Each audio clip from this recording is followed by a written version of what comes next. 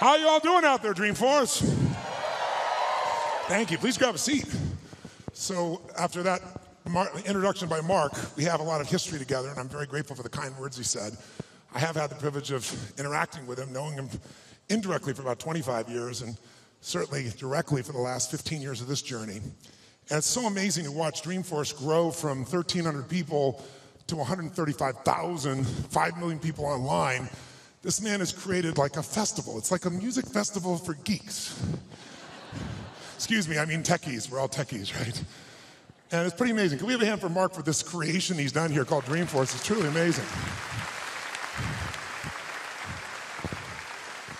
And what touches me most about Mark is his commitment to really find a way to add value. We all know in this room, there's only one way you succeed long term. Anybody can get lucky, do something for a period of time. But real success in any measure whatsoever comes when you do more for others than anybody else. There's no other way to do it. You find a way to add more what? Value. And if we find the way to add more value, we can be superior in the marketplace, but we can also be superior in our own lives. We can enjoy our lives at a different level. We can have a different set of pride that isn't fake. It's not ego. Ego is when you try to make it better than it is, and you know the truth is it's not.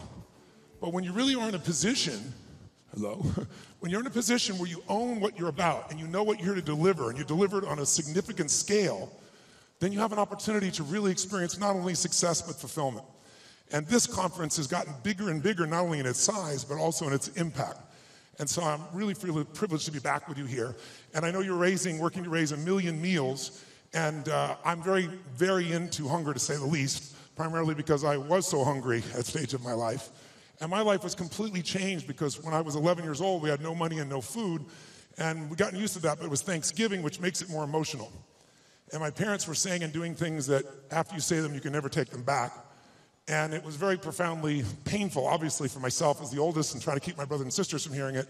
But it profoundly changed me because that day, something changed my life, and it was somebody simply coming and delivering food.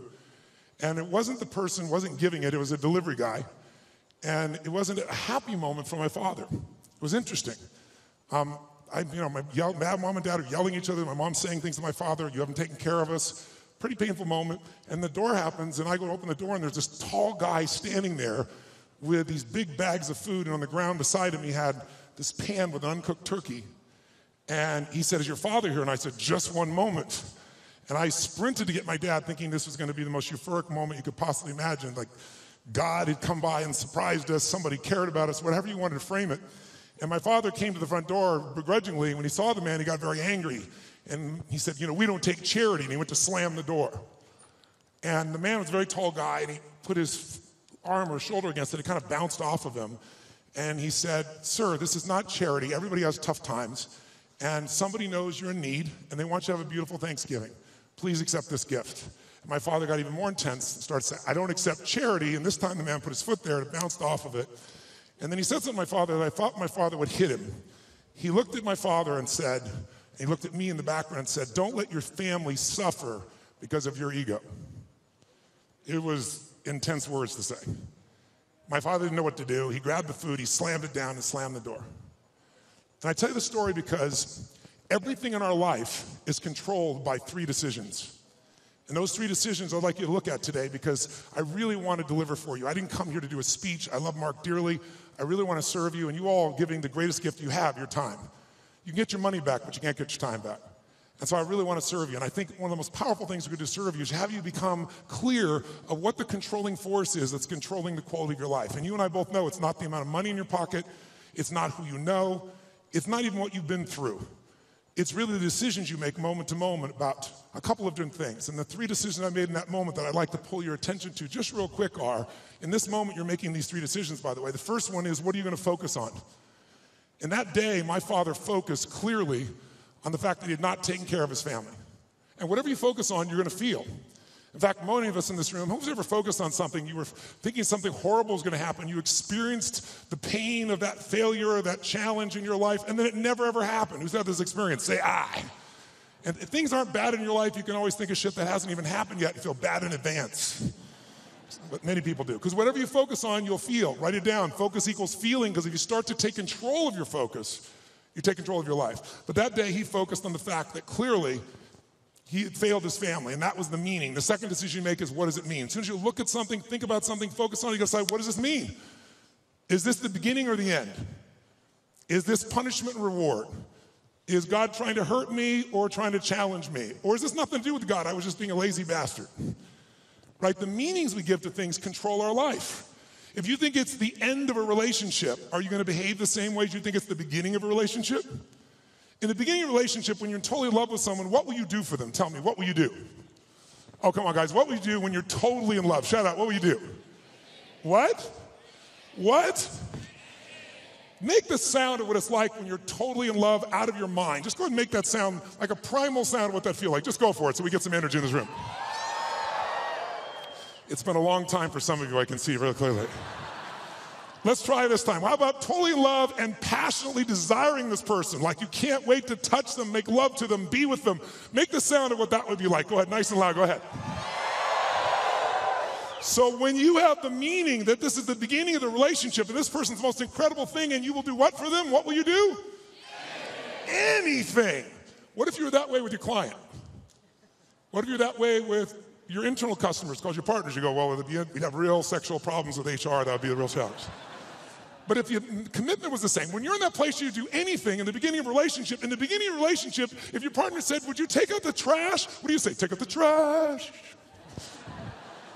Happily. But after about 7 days or 7 weeks or 7 months or 7 years or 70 years, one day someone said, would you take out the trash? You go, what do I look like? Your janitor?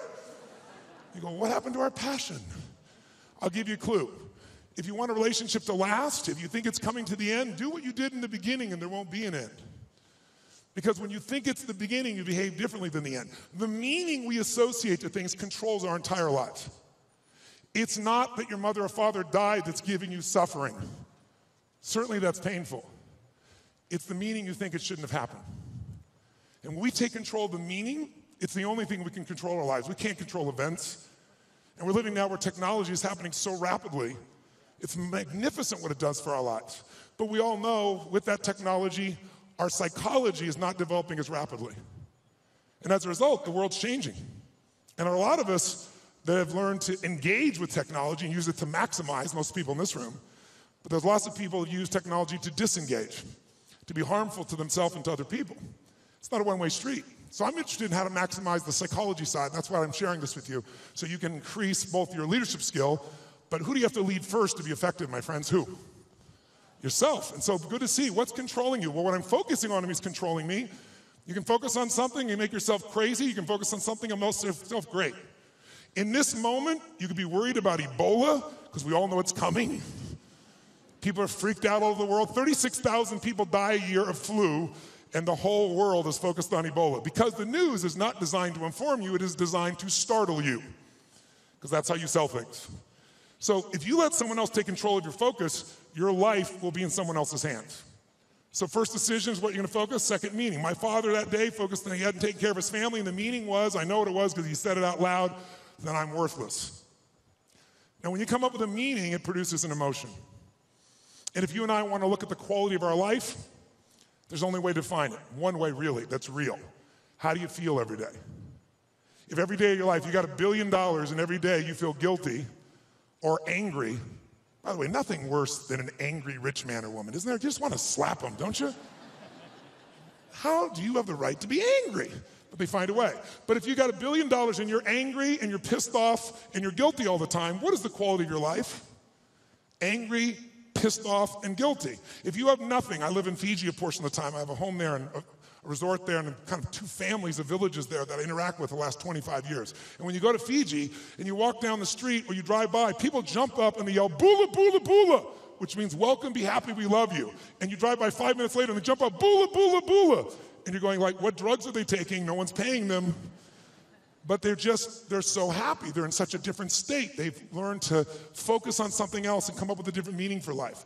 But if the meaning is it's the end, if the meaning is that you're dissing me, if the meaning is you don't care, whatever meaning we come up with, that affects the third decision, which is what am I going to do? And what people do is based on the meaning, because the meaning creates emotion, right? You can be miserable no matter what you have, and you can be euphoric, having nothing. We all know it's true. In fact, is it possible to learn to let, for example, all hell could be breaking loose around you, and you could just be sitting in a chair in this centered space, all hell breaking loose, and you could still feel great? Is that possible? Yes or no? Yes or no? Sure, but you and I live in a Western culture. Well, if you sit and bliss out, people come and take your furniture. So we have to be good at not only controlling the internal world, but our external world. And that's shaped by what we do. And what people do is based on their emotions and also their role models. So I thank you, Mark, and I thank all of you that are role models for people, where you show people that success does not mean taking, that success can mean truly growing and giving. That money, resources, and opportunity are things to be shared. They're things that are tools for a quality of life that you're able to enhance for people and for yourself and your family. Pretty beautiful thing. My father that day decided what to do was, if I failed and I've been worthless to my family, I must leave. And he did. And to me, it was the worst day of my life. I'll never forget it. I loved him more than anything. I had 4 fathers. He's the one I finally got attached to. I was like, Mom, I'm confused. But then finally, years later, I got the benefit of it, because out of all those experiences and all that pain, that day I made 3 different decisions. First decision is I just decided to focus on something different than him, and that's the power we have. We get to decide what to focus on, and my decision number 1 is I want to focus on the fact there's food. What a concept. Pretty cool. But the most powerful thing to change my life was meaning. I said, what does this mean? Because my father had always said, my mother had always said, nobody gives a shit. Nobody cares. Don't care about anybody, they don't care about you. And that day I had physical evidence. Those you bringing food, I want you to know that's not just food. That's called love for someone. That's called hope for someone. That's called surprise for someone. And that day for me, I went, strangers care. And so I started caring about strangers. And I decided someday I'm gonna do the same. So when I was 17, I've had 2 families. It was like one of the most incredible experiences of my life. I went to the grocery store, I was all excited, saved up all my money, went to the manager and said, I want to feed 2 families, this is what I'm doing, it's not for me, give me a discount. And he gave me 10%, and I thought, cheap bastard. But I went out and I delivered this food, and ironically, I called this church and I asked in the barrio, a particular place, where are some families in need? They gave me 2 names. I put on t-shirt and jeans. I wasn't going to be acknowledged. I also didn't want someone to be insulted, because I saw what happened to my father. And I wrote a note, said, this is a note from a friend. And I said, I just want you to know, we know you're having difficult times. Everyone does at times. And I want you to have a beautiful Thanksgiving. And please feel loved, take care of your family. And someday, if you can, do well enough to do this for one other family and pass it on. But love a friend. And I had it written in Spanish as well. And I'll never forget, first place I pull up, in this rotten old van, stick shift van, that I borrowed from a buddy of mine, with all these bags of food. And I went into this place and got out, pulled up this little tiny building, really tiny, knocked on the door. And when I knocked on the door, this little woman opened the door. It's probably half my size, which is not hard. I'm 6'7", so she's like 5'2". And she looked up at me like this, and she saw the groceries, and she screamed. And she started grabbing my head and pulled it down and kissing me. And I was like, no, no, no, delivery boy, delivery boy. And she goes, no, God gift, God gift, God gift. And she didn't speak English, so I handed her the note. She read the note, she crying again, started trying to kiss me again. I said, no, no. She goes, God gift, God gift. So I pointed, where do I put this? In this tiny little room. There's a table there. I put the food down, and I went over to get some more groceries. And when I did, 4 children come running out. And one hits my leg and wouldn't let go. And when they saw the pumpkin pie, it was over. And it was one of the most emotional experiences of my life, because first of all, this little boy just wouldn't let go. And I delivered this food, and this woman was crying and smiling. And I stayed there just to take it in for a few minutes, seeing them all. It was like going back in time. And then as I went to go leave, I couldn't speak Spanish, and she was like trying to say something in Spanish. I didn't know what to say, and it was Thanksgiving, so I said, Feliz Navidad. It's like, I heard the song, okay? And she laughed and laughed. She's crying and laughing. One of the more beautiful experiences of life, isn't it? When you can have both those experiences in your body simultaneously. And I remember I got in the van, and all the 4 kids were sitting on the bench here, and she's standing there waving, and I pulled and go in reverse, and I looked in the mirror, and as I looked in the mirror, I saw these kids there, and I saw Mom crying and smiling still, and then I lost it. I started crying uncontrollably. And I'm like trying to put the thing in gear, through tears come through my eyes, and I thought to myself, what? I mean, this is a beautiful thing. Why am I crying? And then I realized what a gift that day was. I realized that my worst day of my life was my best day. And my goal for you, if you don't already have it, my guess is you've already done it, knowing where you are in your world today, but maybe your second worst day, it's time to make a best day. Because out of every tragedy, out of every pain, it only gets healed when we find a deeper meaning, when we find there's a higher purpose in it. And I realized I wouldn't have been there that day. I wouldn't have that hunger to help somebody else if I hadn't had the hunger in my own soul at one point missing. So it's very personal to me. And I want to thank all of you that made the contributions. And I told Mark and I've announced that I'm going to match the 1 million meals if you hit it. And I'm sure as hell expecting that you will. And so we'll get 2 million. And when I told that, then Mark said, I'll match that. Like these lead to nights like this, lead to love like ours. You like the song. So Mark's matched it. So if you do the 1 million, we're going to do 3 million here. So that's the way to play the game, I think. Just raise the game together. And so I'm excited about what that possibility is. And I'm personally also, November 18th, I'm going to feed 50 million people. I've fed 42 million in my life. And the reason I tell you this, and I'll get off the soapbox, but I want you to think about what's going to create meaning for you. Because money by itself won't do it. But impact will. And impact can be with your own child, spending more time with it. It doesn't have to be anything to do with contribution any other way. You can contribute to your own family. But contribution is what makes us feel fully alive. And I'm doing that because, I don't know if you're aware of it, but a year ago, last summer, Congress cut the budget for what was traditionally called food stamps by $8.7 billion. By the way, $8.7 billion is the equivalent of every family they support going without food for 1 week a month for 12 months out of the year. And all the nonprofits are trying to support that. So I'm partnering with Feeding America, and I started writing this book, and I thought, I'm going to donate all the profits of the book. I'll feed 10 million people. And then I was like, that's not enough. And I thought, well, I'll get matching donations, and I'll raise the bar, I'll get 20 million. And as time has gone by, I finally decided I'm going to do 50 million myself, and I'm looking to raise 100 million, and that's in addition to the 1 million I'm doing here. That's not part of it. So if you want to help, you're welcome to, and Feeding America is my partner, and we're working for matching funds to get to 100 million people. I'm already to 67 million just with some friends of mine before we even launch it. But it's a goal, and why do we do it? I don't ask you to do it because it's a heavy or something. I do it because you can. Do it because it's fun. Do it because research shows that when it comes to money, buying things will never make you happy. Never. Doesn't mean you shouldn't have some nice things. I have some nice things, I'm sure you do too. But it's not going to give you happiness. Buying experiences can make you happy, by the way. People who say money doesn't matter, they don't know where to shop. Because there's some experiences you can buy that are extraordinary. Who's got some experiences, some trips, some things you've done with family or friends that will live with you for years? Who knows what I'm talking about here, right? Those things, that money can be a really valuable tool there. If you can find enough add value and have money and do those experiences, how cool. I'll tell you what else money research shows will do. People always say money doesn't matter once you get to a certain level. No, it matters that you can spend $5 a month and have more emotional juice, and it can be measured all the way down into your saliva by hormonal changes. You want to use money, not let money use you. And so another thing that'll do it is getting rid of drudgeries. Who here loves to pay for shit you don't want to do?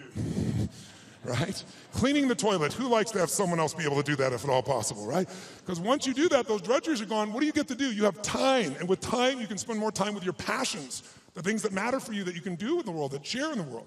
And the third thing that gives people the most enjoyment on money, just so you know, is actually giving it away. And nobody believes that until you do it. Now, if you don't give a dime out of a dollar, you're not going to give 100 million out of a billion ever. Don't kid yourself. It's the place to start wherever we are. And if you do, I think you can find there's enormous enjoyment in that process. And I think you'll also find if there's somebody you love, you do something for, it's even more. So that's why I'm here. And I want to now make sure in the time that you're here, let's kick this in gear and let's talk about 3 things that can truly change the quality of your life. Number 1, first of all, if you make new decisions about to focus on, try this just for a moment. Just for a second, take a deep breath in. Exhale and give it a moan. That was really pathetic. Let's try that again. Deep breath in, then make it a sexual moan and thoroughly enjoy it. Oh, that was much longer and deeper. I like that. That was good. One more time. Use deep breath in and give it a moan. Now, one of the things that I want to talk to you about here tonight, this afternoon, is really simple. And that is, everyone here is in business, and there's a problem that all businesses have. We're in the most competitive environment we've ever been in. We went from, 500 million people being online to a couple billion people being online. And in the next 4 years, they're saying we're going to have 3 billion more online. That means this entire world is a bigger market. If you're the person that adds more value, it also means you're going to have more competitors than you've ever seen in your life.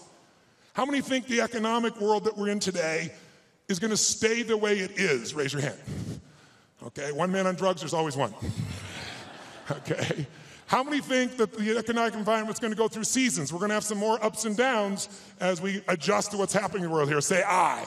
Well, then if we know that, our goal, you and I as leaders, should be to anticipate that. In fact, everyone in this room is a leader of something, whether you're the leader of a company or whether you're a leader of a department or whether you're a parent or hopefully you're a leader and not a follower. If you're a leader, you've got to exercise that skill. And so I want to talk to you about that and one of the most important skills at that. But most people don't exercise that leadership because they're dropping behind in their skill sets.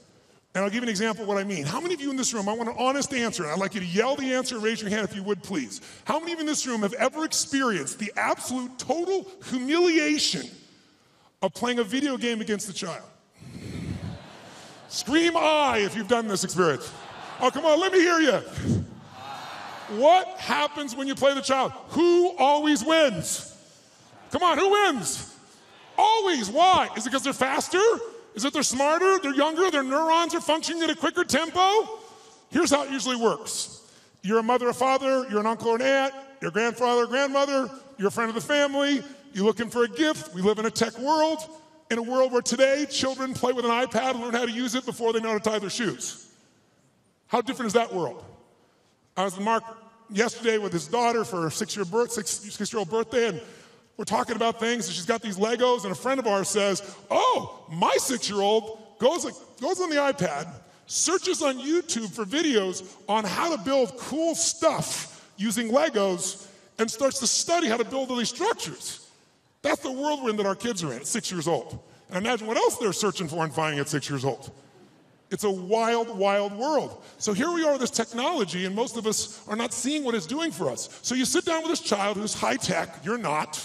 Even the techies in this room aren't usually as gamers. I know there are plenty of gamers in the room, but there's plenty of not. And then what does the child do? The child says, oh, come on. You go, look, I'm not good at this. This is for you. Come on, uncle. Come on, auntie. Come on, mom. Come on, dad. It's my birthday. It's Christmas. They use the guilt approach, don't they? And what do you find? You finally break down. Okay. Now you should know you're being set up when they go, you go first. Right? And they go, look, it's really simple. You just shoot. You just shoot these guys and it all drops down. And you think, okay, I'm going to show this little bastard I can do a thing or two here, right? Take out the gun, you shoot, and you're dead in 2.3 seconds. Whose experience is? Say I. Now what happens to the child? And about 45 minutes later, you get your second turn. Am I right? And then you're really pissed. You're dedicated. You're devoted. You're focused. You're going to take this thing out. You last 4 seconds and you're dead. Out of the side of the head. The kid. 45 minutes again. Who's had this experience? Say I. Why does the child always win? Is it because they're faster? Is it because they're smarter? Is it because they're stronger? No, it's because they played this game before. As a result, they have the secret to success. They know the road ahead. And if you know the road ahead, you have an incredible power called anticipation. Anticipation is the ultimate advantage. See, winners, leaders anticipate, losers react. The reason you get beat is you don't know where things are happening, so you're reacting. Reaction is always stressful. And yet so much of our life is predictable if we just were to study it, not be caught up in our day-to-day. It's predictable the challenges you're going to have in your relationships, or with your kids, or with your body, or with your job, or with your economics, or with your mother-in-law or father-in-law. These are predictable. And if you were to anticipate these things and put a strategy in place, you could take it all out and have the quality of life that you deserve. In business, it's everything. Those that anticipate, those that lead, and then there's those that follow. The followers are the reactionaries. So the more we can anticipate, and you can't anticipate and lead unless you first learn how to lead yourself at a different level. And so I'd love to have you just see that if you and I can start to take control of our focus, and we can start to take control of the meaning of our lives and make something really that meaning that empowers us, because look, what's wrong is always available, isn't it? There's always an Ebola, a bird flu. There's always something that's going to kill the entire human race tomorrow on TV. And then there's your life. What's wrong is always available, and so is what's right. And you have to take control of that focus, because otherwise you become the follower and you get to live your life. Even though you're a smart person, we're all smart, but it's easy to get led astray by everybody else's focus, isn't it? And then all of a sudden let them create the meaning for us. And then all of a sudden we're settling for a life far less than what we desire or deserve. So my approach is really simple. My approach is to say, let's you and I, just for a few little time we have here, and by the way, this to me is a little time, a couple hours, 2.5 hours, I guess, at this stage, because kind of the minimum length of seminar I do is 50 hours, 50. And you go, are you kidding me? I don't like to hear myself talk. I like to see people do things so often they build muscle, not just thoughts. And so one thing I'm going to ask you to do in a few minutes is we're going to go from this passive mode that you're in right now into full engagement. Because if you get fully engaged, it's amazing what you can accomplish and do. When you're partially engaged, you get a little bit of result. When you're disengaged, we all know what you get, nothing. And we live in a society where most of us are so overwhelmed. There's so much information. We're not having any problem with information. We're being drowning in information, but we're starving for wisdom. And so we got to separate it out. And so one way to separate it out is I'd like to talk to you about 3 things that can help you increase your performance and your life. Because what I'm obsessed by and have been for 37 years is what can increase performance for an individual or an organization. But also I'm equally obsessed about what's going to make somebody fulfilled. Because who's had this horrible experience? Who here has ever achieved your goal and then your brain said, is this all there is? Who's had this experience here? Say I. And that's worse than failing. At least when you fail, your brain can say, I can figure this out and do it again a new way. But when you succeed and you're miserable, you're basically technically screwed. So what I want to make sure that you and I do is we set ourselves up to be able to win. So there's 3 things I'd like to walk you through. 1, I'd like to walk you through how to the competitive edge that's going to get you both the performance you want at the highest level and also the fulfillment you want.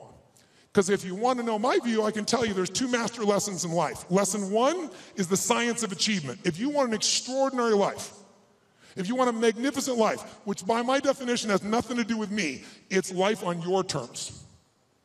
Some of you, what's an extraordinary life? It's having a cool little company. For some of you, it's having a big billion-dollar company. For some of you, it's not a company, it's 3 wonderful children that you totally love and adore and spend time with. For some of you, it's poetry. For some of you, it's making a difference in the environment. It's different for all of us. It's life on your terms. But if you're going to have an extraordinary life, you need to master, number 1, the science of achievement, which most of you are damn good at or you wouldn't be in this room, right? You know how to go from where you are, have a vision, make it real. Speeding that up, that's my business. And when Mark talked about it, he actually showed me the other day, we were together a couple days ago, and he showed me the very first day he did his V2 Mom, which is really a simple way of saying, what do you really want? What's your vision? And your values is, why do you want it? And walking through the obstacles and the solutions and strategies to get where you want to go. And he showed me on the back of an American Express bill where they designed on the very first day Salesforce. And there you see that day where he engaged. He engaged in his vision instead of settling for a life that someone else had designed. He had a great life, extraordinary life. Top guy at Oracle, working for one of the most brilliant people on the face of the earth. Can you imagine how hard it would be to leave there and start something from scratch? But he had something larger that he wanted.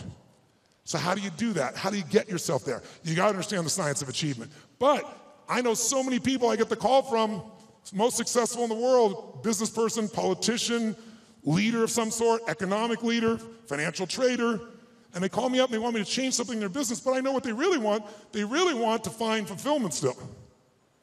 Because success without fulfillment is the ultimate failure. Who's with me on this? Right? You make everybody else feel great. I mean, it's a horrible example. I hate it.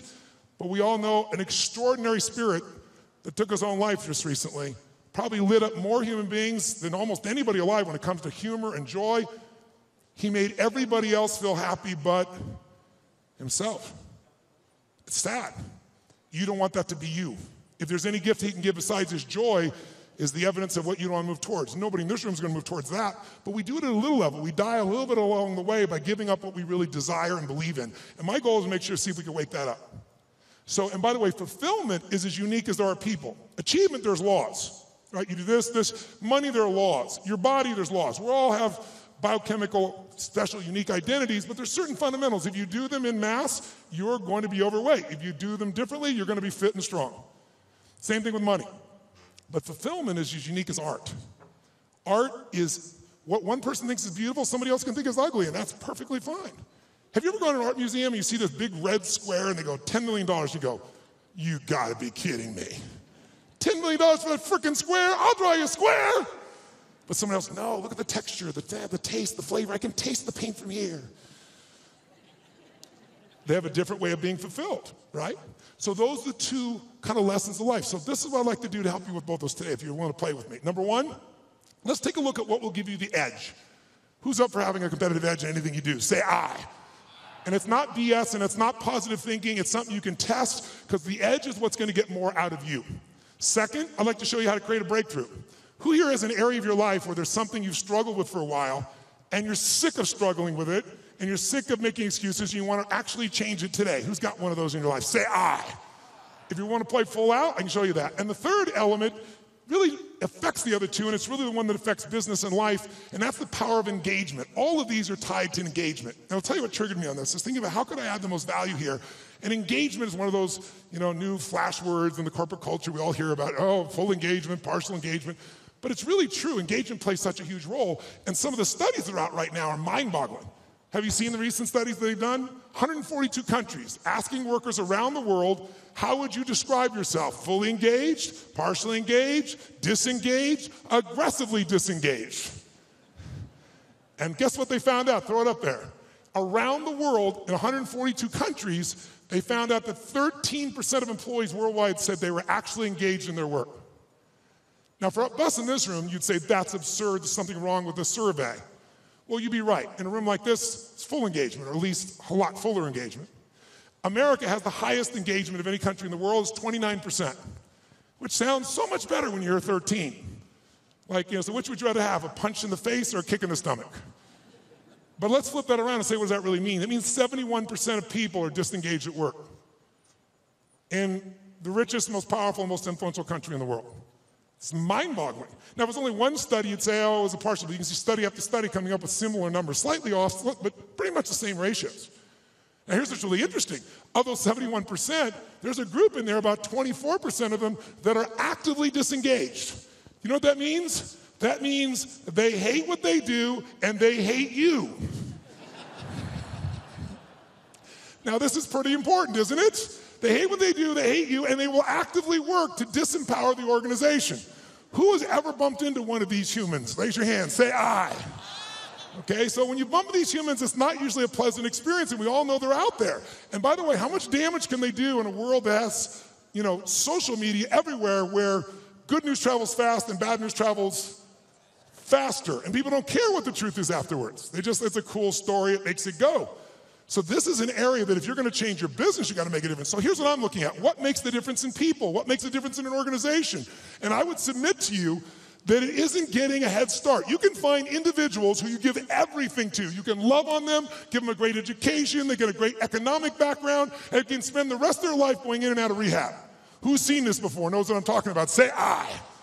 On the other hand, you see people that life's kicked in the face.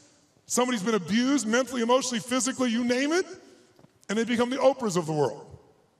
So it's certainly not, advantage does not come because you were given something. And by the way, in business, advantage doesn't come because you have most resources. Companies with most resources don't win. The most resourceful companies win. The most resourceful companies are the ones where employees are the most engaged. And it's statistically proven. You look around and you say, who had the lead? Well, before YouTube, there was Vimeo. They had a year jump. Pretty much the same technology, just didn't engage as many people. Before Google, there was, what happened, Yahoo? If you're out there, what the hell happened to you people? Right? Before Facebook, there was, what happened to MySpace? Facebook was more engaging. Engagement is really the new factor. Being able to be fully engaged. And by the way, in your intimate relationship, how important is engagement? Some guys go, very important, I want to put it off as long as I can. No, I don't mean that.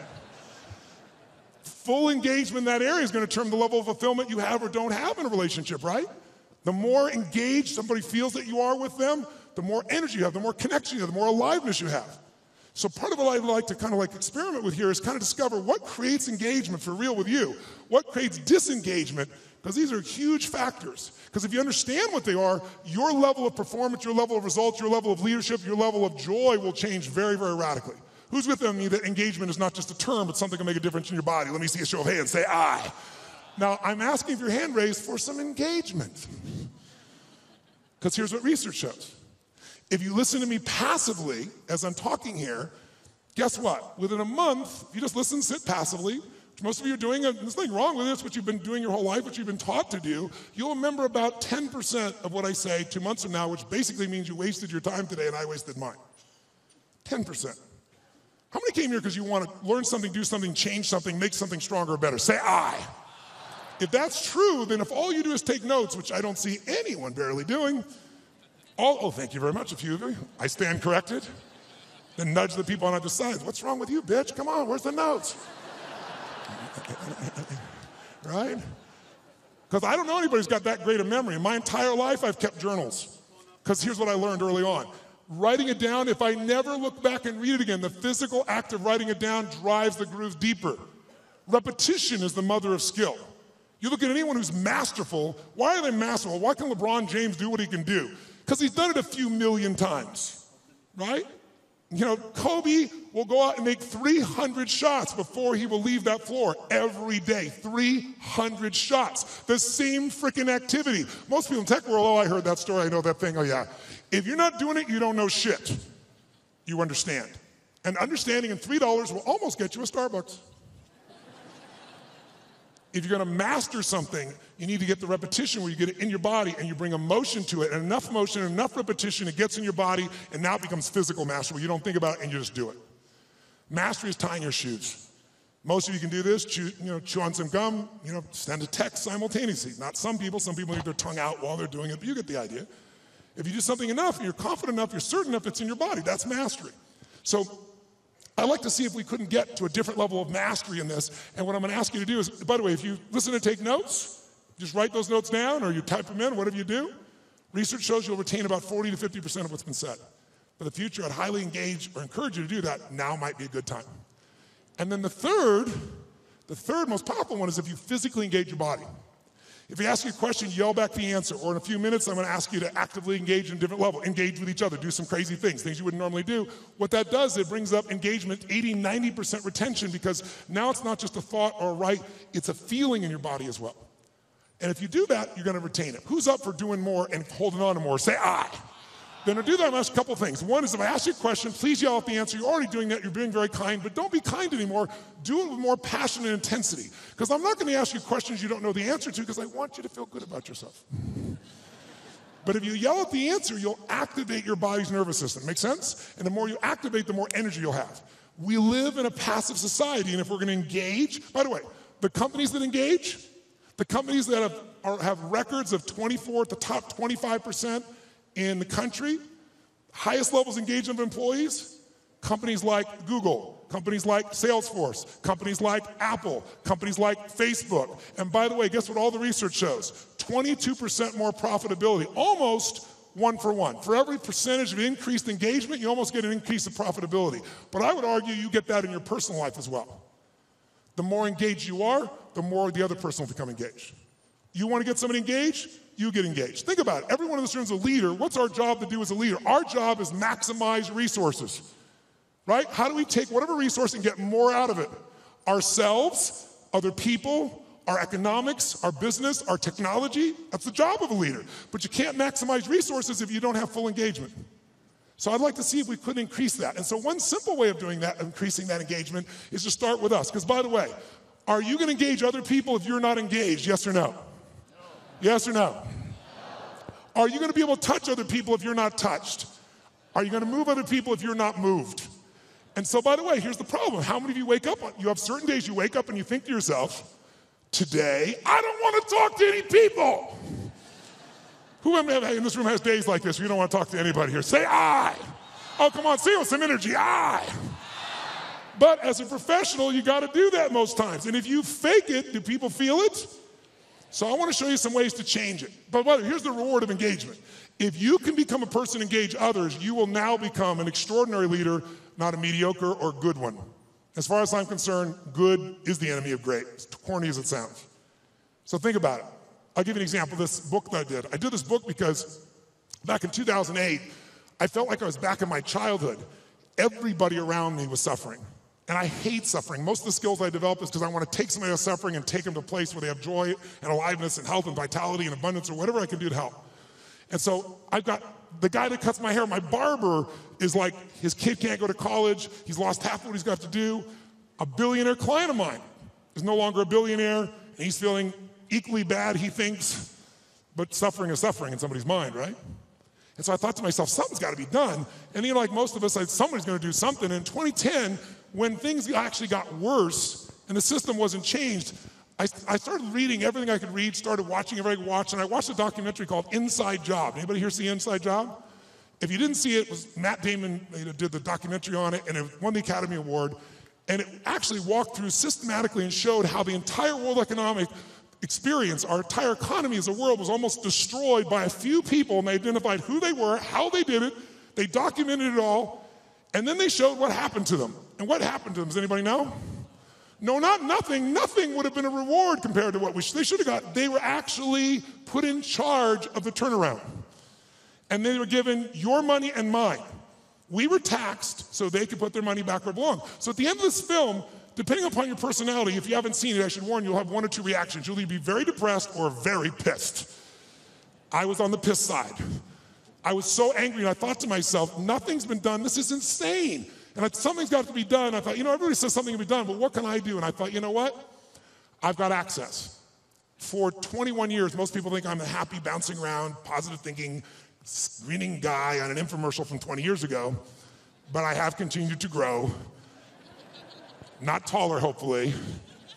But in all that time, for 21 years, I've coached Paul Tudor Jones, who's one of the top 10 financial traders in the history of the world. He's a man who's made more money than almost anyone on earth, along with George Soros and a few other names you may know. But Paul's really unique in that Paul found himself in a position that in 1987, when the stock market crashed, the largest percentage in a day still to this day, he made 20% when the whole world was losing everything. He made 200% that year for his clients. Just unbelievable. And then it was like the guy that walked on the moon. What do you do if you walk on the moon? You see that, you look at that incredible view of the earth. It's you seeing it, it's not a photograph. You come back to the earth, you shake the president's hand, you have a ticker tape parade. Now what do? And a lot of those astronauts, if you know the story, actually became depressed because they didn't have what I call a compelling future, something to look forward to. So Paul had a little fall back, and I was called in to turn him around. Came in and started studying everybody around him, figured out what it took to do it, and built a strategy to put him back in state. He's been successful and made money every year for 21 straight years. Every single year. There's no one in his class that's done that. No one. Pretty amazing. I was with him to give example. We were together in, back if you remember, in the tech bubble of 2000. It blew up. Paul made money. Right by him, side by side, every single day. He's emailing me every single day. I'm talking in some ways, communicating, or I'm going to see him every 3 or 4 months to be there in person to make sure we keep tweaking the system. I'm not there to be a positive thinking coach. He didn't need that crap. I'm a prepare for anything coach. How do we figure out the strategy? I've always been a strategist. I've never believed in positive thinking. I never told people you should go to your gym or go to your garden, better yet, and chant, there's no weeds, there's no weeds, there's no weeds, there's no weeds. I'm like, here's the weed, let's pull it out. That's what I do with him. 21 years. 21 years includes 9/11. And when the whole markets are blowing up, making money. 21 years includes everything we saw in the subprime crisis, making money. It includes when we all went through the dropping gold, those were associated to it not long ago. So I've been there with all those pieces, and I got a chance to learn from this guy side by side, and I've been able to contribute to him in a significant way. So I got access. So I decided I'm going to go find a way to interview the 50 most influential, financial, brilliant minds on the face of the earth. Not people you read on the internet, not people on television screaming at you what to buy and telling you to go to some mythical mutual fund that gives you 12% every year, and it doesn't exist, but the real guys and the real ladies that do it. But how are you going to do that? How? I'm going to call up to Tony Robbins. I'd kind of like to come interview you. You're worth $27 billion, and I'd like your time. You have to engage people. So I'm going to show you some ways to do that. I'm going to tell you, when you can engage people, there is no limit to the resources you can access. If you want real wealth, wealth is access to resources. It doesn't have to own them all, just access to them all. You can do whatever you want, go wherever you want to go. That's real wealth. And you can do it if you can engage people. And engaging people is finding a way to meet their needs, not yours. If you meet their needs, your needs can be met as well. And it can be done in a way that has integrity and love and vision and creativity, and it can truly be a synergy. Now, I'll give you some examples of it just for 2 seconds, then we're going to do some things that engage this so you get the sense of its value. One of the first people I called on was Carl Icahn. Carl Icahn is a very gentle soul. He's a man who has a hard time expressing his true feelings about things. Who knows who Carl Icahn is? So you got to get a sense here. He's worth $27 billion. He has made more money. In fact, on the cover of Time magazine, they called him the master of the universe because Kiplinger did a little study and found out Warren Buffett is not the most profitable person you could have invested with. Carl Icahn is. In the last 14 years, you would have made 1,600% with Carl Icahn. 75% overall in the S&P with the ups and downs, right? Net, I'm talking about after inflation. If you had invested with him in 1968 in his company, you'd have an average return of 31% for all these decades, doubling your money every 2.6 years. If you're with Warren Buffett, you get a mere 20%. This is an amazing guy. He agrees to the interview. I use every tool I got. I get there, and the first thing he does is he throws out my camera crew. Nope, I don't want this camera crew. I don't want this. I don't want the lights. I don't want this. Like, well, dude, you agreed. I don't care. I changed my mind. Get him the hell out of here. I'm master of the frickin' universe, don't you understand? So I said, okay, no problem. Let's do the audio. My audio team goes, no audio. I said, what am I supposed to do? He goes, you got a pen? Come on, you got 10 minutes. 10 minutes? All my interviews are supposed to be 45 minutes. The average one went 3 hours. How? Engagement. I figured out how to engage these people, and I found something inside of them that really wanted to give. Not to me, they got what the mission was to other people. And I got them telling me things nobody tells them. Jack Bogle, been in the business 63 years, showed up for 45 minutes, 4 hours later left his office. And afterwards he wrote a quote for it, and he said it was the most probing, most intense interview you had in 63 years. Provocative and probing is what he said. Now that says to me a pretty cool thing. That means I engaged him better than anyone in 63 years and got those answers, according to him, not according to me. Pretty cool. I went to a guy named Ray Dalio. How many of you know who Ray Dalio is in this room? Look how few people know Ray Dalio. Ray Dalio has been called the Da Vinci of investing. He's been called the Steve Jobs of investing. But most of you never hear of him because you couldn't access him in a million years. But if you're president of the United States, if you're head of the Fed, if you run China, you know who he is, and I'll tell you why. To work with Ray, first of all, for the last 23 years, he's made 21% per year compounded before fees. Through all those environments. Unbelievable. But here's all it takes to work with Ray. You need a $5 billion net worth, and $100 million is the initial investment, and that was 10 years ago, and now he won't take your money no matter how rich you are. You're talking to him, and he gets a phone call, and it's the Prime Minister of China who wants some coaching. A large hedge fund might be $15 billion. Ray's $160 billion. I got a hold of Ray. Part of what happened with Ray was he'd been a fan of mine, it turned out, for about 20 years. But what I did, I spent 15 hours to be ready to engage him. 15 hours of total immersion so I could pitch and catch with him. So I didn't just talk, I could do it back. He wouldn't just throw the ball, I could throw it back to him. And guess what? At the end, he has built something over the years called his all-weather fund, which is designed to make money no matter what market you're in. You don't have to know the markets. He said, what if I die? Someday I will. How will my kids have money? How will my philanthropic areas have money? Here's what I'm gonna do. I'm gonna figure out why a balanced portfolio doesn't work in 2008 or 2000. And everything we've been taught about finance is wrong. And the Da Vinci of investing figured it out and has done it for himself for a decade and a half, and he tested it back to 1925, and it just makes money in any environment. So now his clients get to do it. Not the 1%, not the 0.0, the 0.001%. So I'm sitting down with Ray and I get him to explain how it works, and at the end, we're engaged 3 hours into it, and he tells me how this works. And I said, this is beautiful, but I'm doing this, so I'm not doing this for money, I'm giving all the money away. I want people to have answers. And you just got done saying the average person going to the wealth manager will never work. They can't possibly do it. They might be sincere, they might even put their money in the same place they put you, but how many gold medals have they won, he said. Those are the only people that win. There's only a few.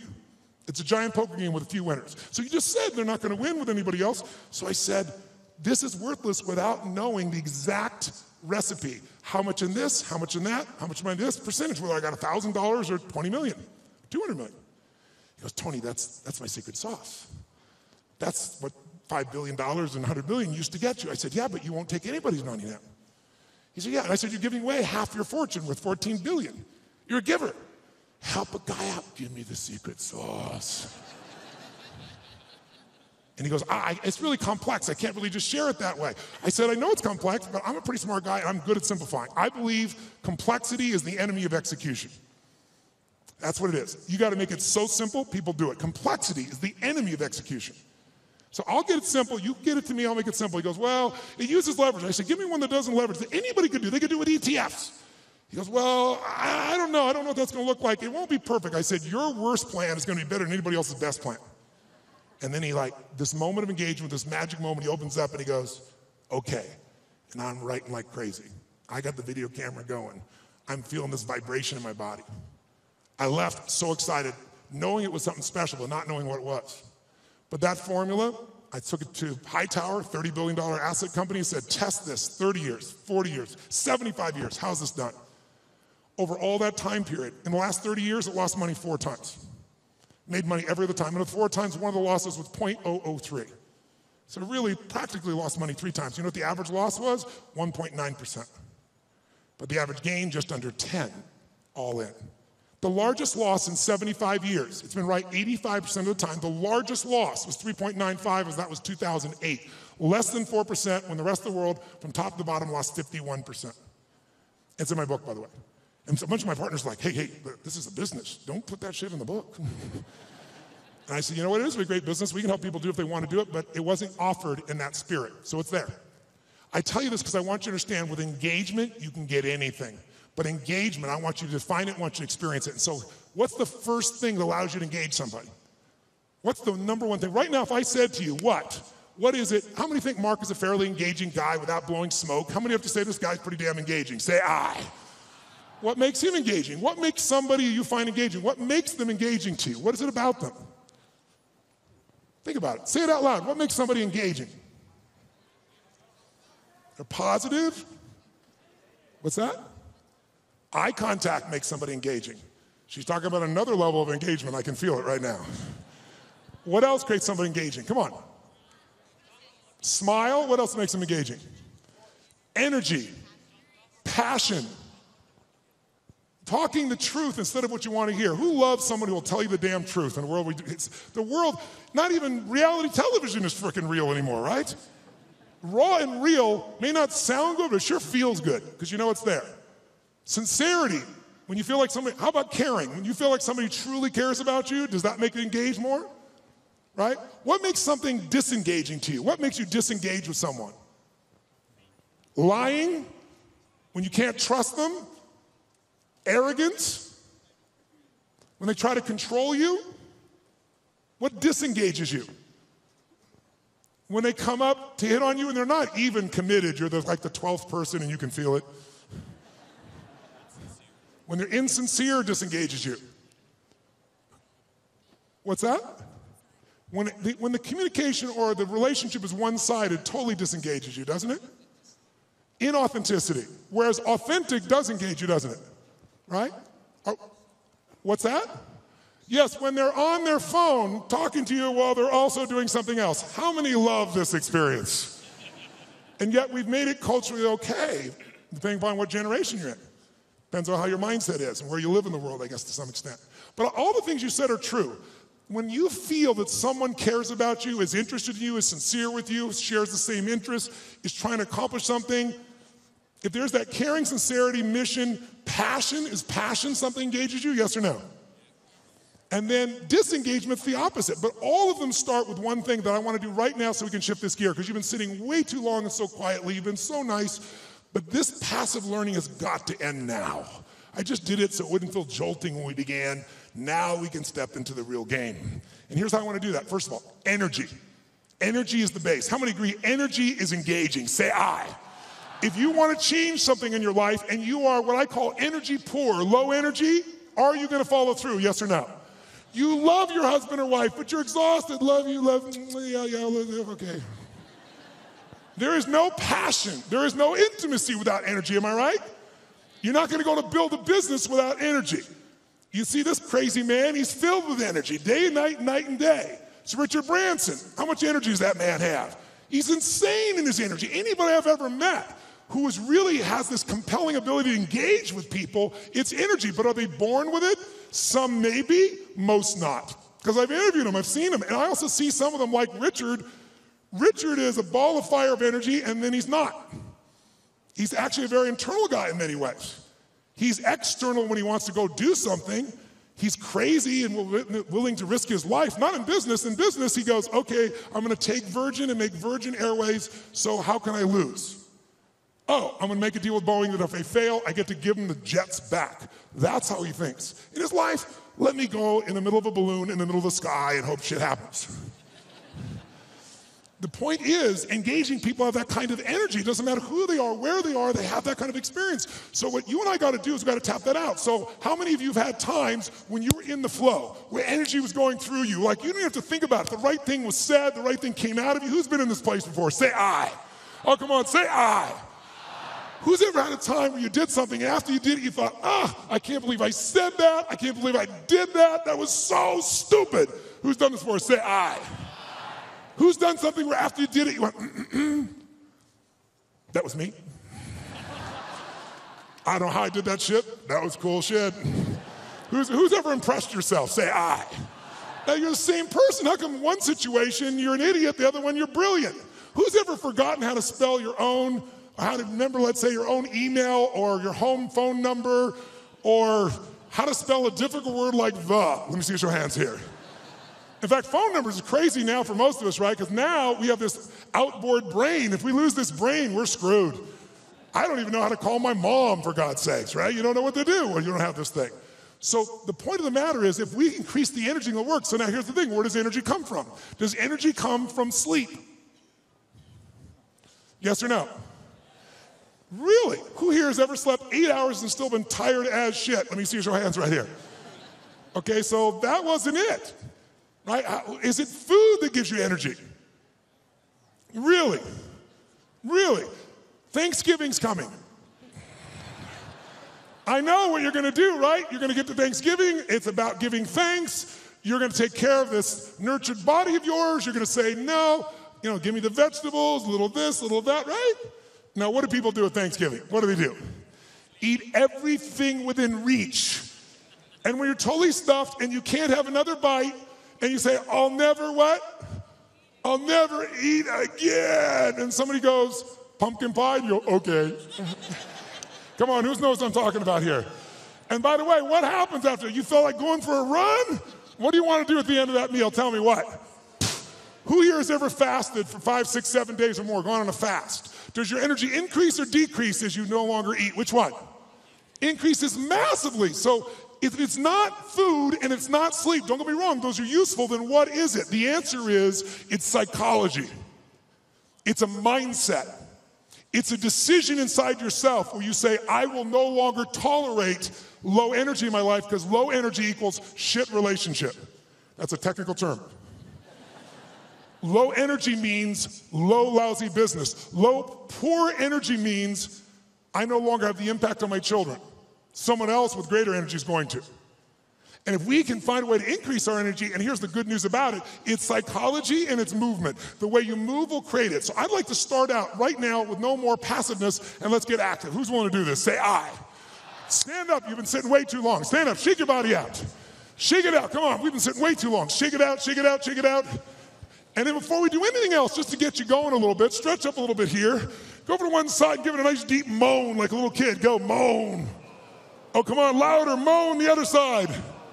Back, high-pitched moan. Forward, deep moan. Shake your body out a little bit. Now, here's what I'd like to do. Just get started.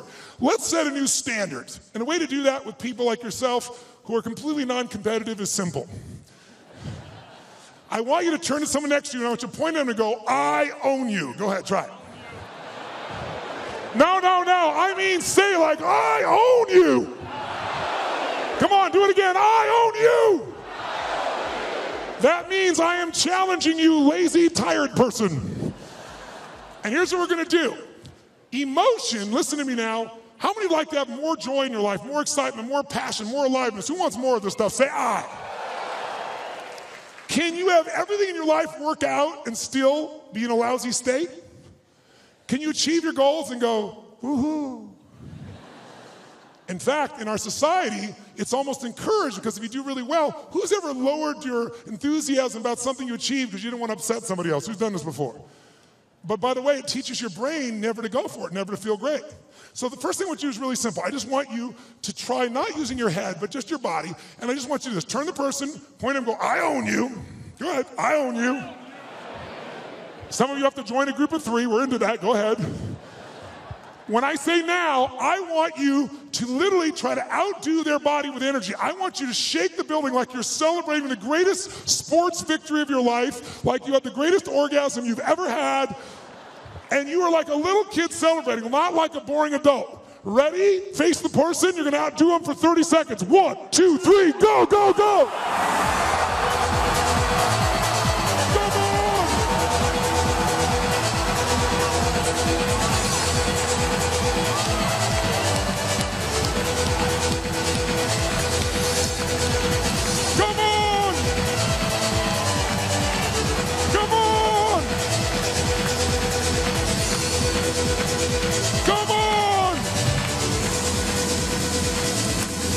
Oh, yes. Now, high five your partner and say, you rock, baby. Now, does that feel better, yes or no? I got a question for you. When you feel better, do you treat other people better or worse? When you feel better, you perform at a higher level or a lower level? When you feel better, you're a better lover or a lesser lover? Good. Now, here's what I want you to understand. If you and I can train ourselves to make our nervous system play at a higher level, and that becomes our standard, then all of a sudden, it'll feel effortless. But in the beginning, it's like lifting a weight. It feels stupid. It feels like, what is this weird crap? But I'm not into that. I'm not into positive thinking. I'm into results. Who's with me on that? Say, I. And every great athlete knows how to put themselves in state. Every great musician knows how to put themselves in a state. We need to be able to do it. And if you try to do it with your mind, you'll succeed sometimes and you'll fail others. Because your brain is always circulating, can always rationalize something, right? But the body, used effectively, can change it all. So I'd like you to try something real quick. If you're a leader in this room, how many consider yourself a leader in what you do for a living? Let me see your hands. I figured almost everybody. So if you're a leader, that doesn't mean other people follow you, by the way. It just means you live life on your terms. You don't settle for less than you can do or be or share or give. So if that's your mindset, then you got to say, okay, if I'm really going to be a leader in my life, then I need to own my energy, my certainty. I can't just wait till I feel good to do things. I got to be able to get myself to feel good, and not phony and not fake. So I'd like to show you as a leader, your skill as a leader, your number one skill that makes you a leader is your ability to influence. Is it true? And who do you have to influence first? That's right. If you can't influence you, you're going to influence somebody else. But your ability to influence the thoughts, the feelings, the emotions, the behaviors of other people. If you do that, then you will be able to engage the world and yourself. So how do we do that? Well, to influence other people, hear me now, to influence other people, you have to know what already influences them. If you try to get your kid to clean their room the way it would work for you, I promise you it probably doesn't work that way for them. Everyone's different. But there are some universals, and one thing that influences all of us is our state. If you're in a pissed off state, if you ever had a friend do something nice and you're in a pissed off state and you snap at them and you feel bad later on, it was just the state you're in? Who knows what I'm talking about here? Say, I. So we need to train ourselves to be in a better state. And the second thing that affects what we do long term, besides our state, that's what affects things moment to moment, is we all have a set of beliefs or expectations, or we might call it a blueprint for how life's supposed to be. When life is in alignment with our blueprint, we're happy. We're not, we're upset. Sometimes there's nothing wrong with life, we just need to update our blueprint. So for this brief session, let's start with just changing our state, and let's learn something about how your brain blueprints things. So I want you to try something with me. Take your hands out like this, and when I say now, I want you to bring them together like this. When I say now. Thank you. All right, ready? Now. Ready? You can hear the entrepreneurs in the room. They're not waiting, baby. I'm going. I'm ready. I love it. Now. Ready? Now. Ready? Now. Keep your hands together. 32 years of research in 160 countries shows something really simple. As often as you pull your hands apart and bring them back together, if I don't mention it, you will always run the same pattern with the same thumb on top. In fact, notice which one it is. And I like, just try it, see what happens. Do it again. Ready? Go. Ready? Go. Ready? Go. Ready? Change thumbs. Go. What's that look on your face? Why does your face look like that? How many feel like this feels a little weird to change thumbs? Let me see if show hands here. Right? Now, try it again. Do it the normal way. Watch how good you feel. Ready? Go. Ready? Go. Yeah, I'm good at this shit. I can do this. Try it the other way. Ready? Opposite thumb. Doesn't look, your faces look really bizarre right now. Now, some of you say, I want to change my business, I want to change my life, but you're really upset about the thumb move. We're really having some problems here. Let's go back to your normal way one more time. Ready, go. Ready, go. Keep your hands together. Truly, 32 years of research has found something interesting about the pattern of how you hold your hands when they come together. If your left thumb is on top of your right thumb, then the driving force in your psychology is the desire for sex, and you're an incredible lover.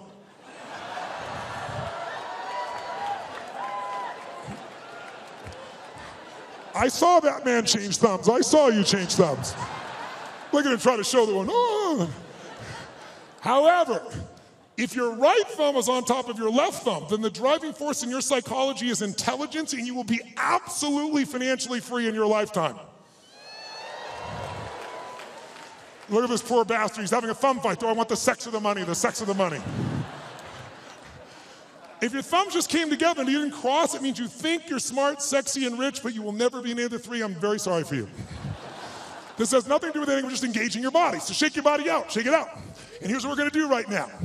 We're going to go engage each other. How many believe that engagement makes a difference in the quality of your life? How many buy that? Say aye. How many think engagement makes a difference in how happy you are? Say aye. If you think engagement will affect your business, say aye. So then why don't you engage? The answer is you do. The question is what level? Right? We all engage. Do you engage at a low level, a deep level? Do you engage the mind? Do you engage your own mind and heart? Other people's mind and heart, or just their head? The people that engage the mind and heart, they have some extraordinary capacity. In fact, I'm going to show you something in a few minutes that I think you'll find very useful. But before we do it, let's just see the ways we can change our engagement. Most of us do this unconsciously. I want you to become aware of how you change your state of engagement. So when I say now, I'm going to ask you to walk around this room and introduce yourself to as many people as you can. I start most seminars this way because I want people to see something inside themselves they don't notice usually. And that is when you go to introduce yourself, though, I want you to do it in a very specific level of engagement. I want you to go up to people where you're really not wanting to engage. You're just doing it because you should, and it's polite, but it kind of annoys you. Who knows what I'm talking about here? So when you walk up to them, I want you to literally walk up to them like you're doing this because you have to, but you really are annoyed by this. Like, this is a stupid exercise. Why should we have to do this shit this guy Robbins is saying? Why do I have to shake your hand? You don't say that. You just think it. What do you do when you're a little annoyed with your face? What do you do with your body when you're a little annoyed or a little frustrated or it's a waste of your time? What happens around your eyes? How do you walk to somebody when it's a waste of your time? How do you shake their hand? I want you to notice specifically while you do this, two things. One, how does it feel to be greeted that way? That'll be obvious. But more importantly, what do you have to do to lower your engagement to this level with your body? Because if you become aware of your body, you can change your engagement that fast. I want you to see if I'm annoyed, a little frustrated, and I want you to play like a kid, like you're really doing it. If you're like, you'll go, all right, let's do this stupid exercise. You'll get nothing out of it. Really put yourself like, I have to shake their hand. I don't want, hi. And just notice, what do you do with your face? What happens to the tension? Your face, your breath, your neck, your shoulders, your hands, your voice. And I want you to get to as many people as you can over a minute and a half. Ready? Introduce to as many people, and it's a waste of your time. In fact, let me show you what it looks like before you do it so you're clear. Sir, you, come here. Come here. What's your name? What? Louis? Get out of here. Give him a hand. It's Louis, ladies and gentlemen. It's Louis.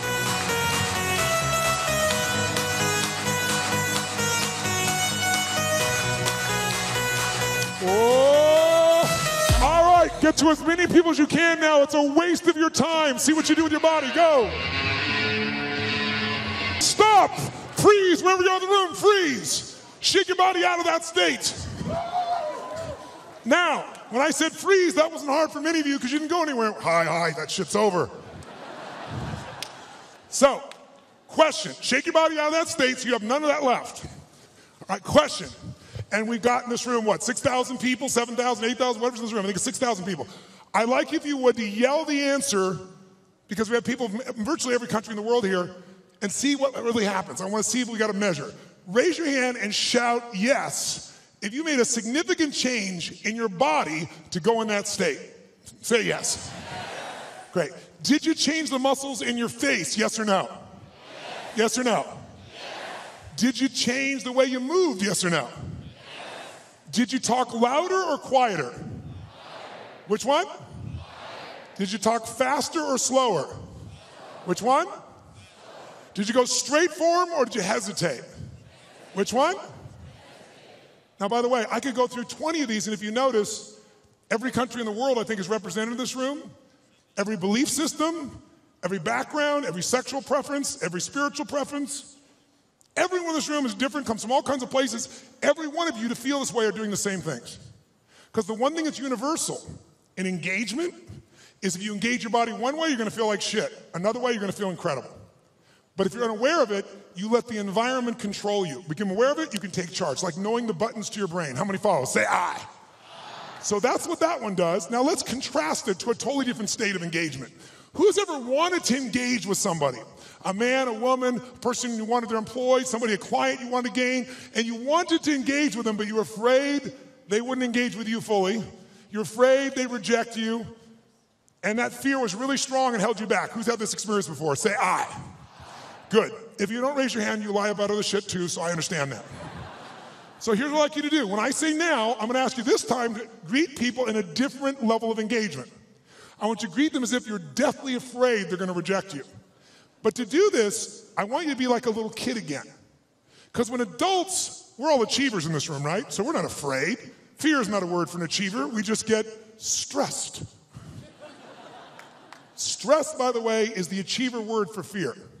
You go, no, I'm not scared. I just have to get these things done. I'm stressed out. All these things are done. Well, what if you don't get them done? I have to get them done, but what if you don't? Well, then the thing will fall apart. What if it falls apart? Well, then it'll fail. What if it fails? Then I'll be a failure. If I follow the trail of your stress, it will bring me to your deepest fear. So if you own your fear, you can figure out where it is, and I can show you how to change it in seconds. And when fear is no longer around, fear is your only enemy. Because when fear is not there, nothing stops you. Who's with me on this? Say I. But we don't call it fear because that doesn't seem cool to us. We're all adults. But kids, will kids show their fear? Oh yeah. They'll do it. They'll make sounds. They'll do everything. So what I'd like you to do this time is when you greet somebody, I want you to exaggerate like you're deathly afraid. Like, hi. How you doing?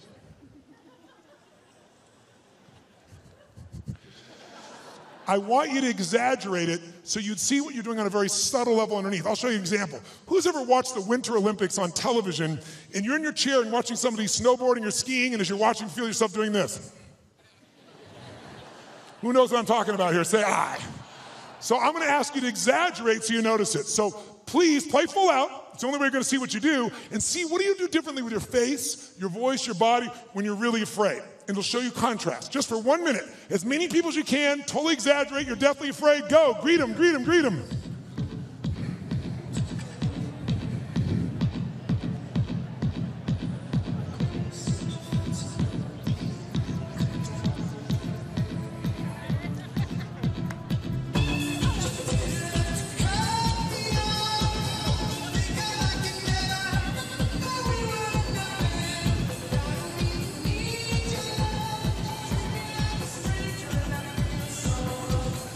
Okay, stop. Shake your body out, shake your body out. Now, nice and loud, did you use your body differently to go in this state, yes or no? Yes. Did you use the muscles in your face differently, yes or no, please? Yes. Say it again. Yes. Did you talk louder or quieter than you were annoyed? Which one? Quieter. Faster or even slower? Did you go for them faster or hesitate even more? Yes. Was there tension in your body? Where? Yes. Now notice, you're hearing the exact same answer from me. I didn't tell you to do that with your body. I told you to be afraid, but you did the same thing with your body.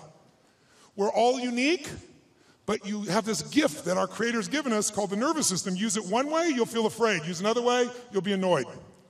Use another way, you can feel incredible. So let's find that. Shake your body out one more time. Shake it out like a little kid. This time when you go to greet people, though, how many of you in this room own your own business? Let me see your hands. Own your own company. Let me see your hands. How many of you are leaders in a company where you have to lead and influence significant numbers of people? Good. How many of you in this room are parents? Let me see your hands. Good. How many of you in this room have a relationship with a human? Let me see your hands. Then this shit will work for you. So here's what I want you to do. This time when you go to greet somebody, I want you to do this. I want you to greet them as if, whether or not they like you or not, in the first 3 to 5 seconds of meeting you, is going to determine whether or not they do business with you or not, which is going to determine whether or not your kids eat next week. Okay? By the way, human beings never judge another person in the first 3 to 5 seconds of meeting them, would they? Would they? So if they, and some of you don't have kids, so let's make the game more intense. If they don't like you in the first 3 to 5 seconds of meeting you, then everyone you care about dies like pigs in hell. That's all. That's all it is. Okay? That's how important. Let's see if you use your body differently if everyone you care about's on the line and they gotta like you in the first 3 to 5 seconds. Ready? Go, go, go. Oh, yes. Now, shake your body out. Does that feel better, yes or no? Yes or no? Did you use more of your body or less of your body? More of the muscles in your face or less? More of your voice or less? Did you talk louder or quieter? Faster or slower? Did you hesitate or go straight for them? Did you touch them? Did it feel good? Why? You should have seen who I touched. Why did it feel good? You forgot the lesson already. Because emotion is created by motion. And the more you use of the gifts that you've been given, the more of those gifts you experience. See, this is a gift that most of us don't pay attention to, especially in a world where everything we do is in a box. What do people do? They wake up, have a box breakfast, get in their box car, drive to their box office, type in a box, have a box lunch, drive back home in the box, turn on a box, go to a box and open up and get a cylinder to change their state. Right? It's like, that's crazy, right?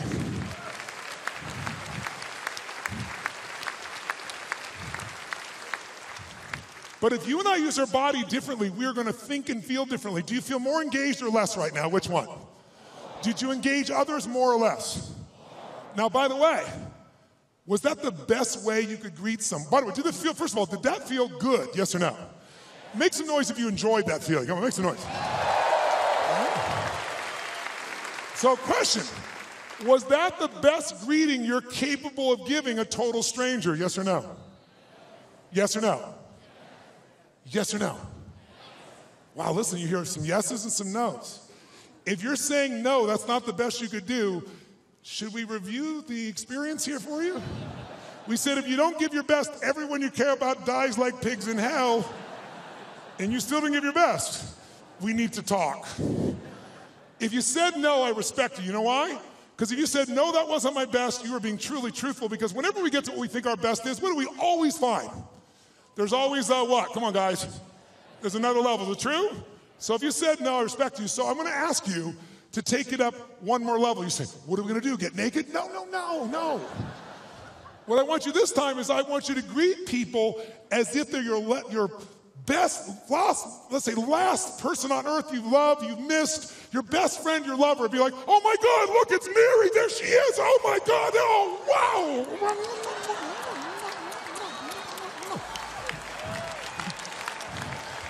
I want you to greet people like they're your long-lost lover or best friend. Ready, go, go, go! Oh, let me hear you, come on! Oh!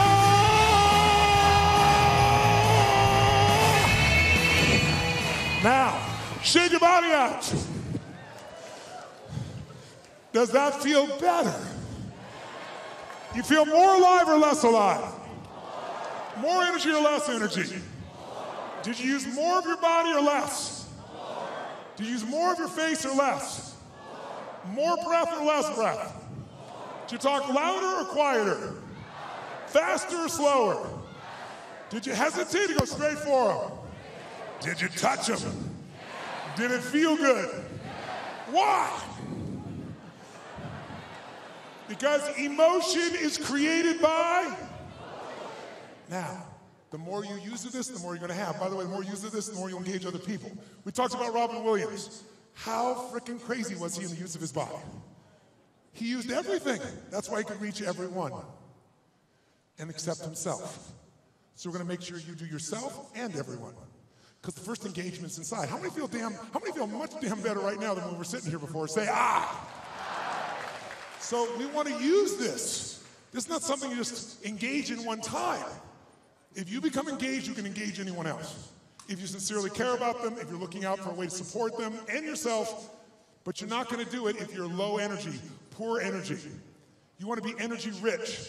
Now, if you do this and you sit down and you don't drop out of state, this energy is still available to you once you turn it on. How many, by the way, feel like sitting down right now? How many feel like rocking and doing something? Here, let me see your hands. Say, ah. Because life is momentum, isn't it? Just like business is momentum, emotions momentum, sports momentum. So you can build your own momentum, but what you got to do is you got to do the simple practice of putting yourself in a peak state. Because why? Peak performance comes from being in a peak what? Say, Tony, what am I supposed to do? Go to the president of Microsoft and go, Charlie! I bet it'll change your state. No, but if you start within you, even if you only show a portion of it, like a tip of the iceberg, people feel there's something deeper underneath, even when you don't say it. They sense what's in you. And when that's there, you can have a much deeper impact. Now, why did you come to this conference? Tell me, anyone, why did you come to this conference, sir? To grow. To grow what? What's it? To grow what? To grow inside as an individual. What did you hope would happen if you grow inside as an individual? I'll be a better person. If you're a better person, what will that give you? A better life. And if you have a better life, what will that give you? Happiness. So he's got a long story, but he just freaking wants to be happy. And most of us are a long story. If I do this and this and this, if I have 14 perfect children, if I change the world, if I make $1 trillion, if I do these things, then you have some people it's happy, some people it's free, some people feel a life of meaning, some people say I'm lovable or I'm loved. We all have different words, but we're after emotions. Everything you do, and most of us in this group are pretty intellectual individuals, pretty smart individuals, at least we think we are, but this gets in the way often of this. And we forget this is what we're after.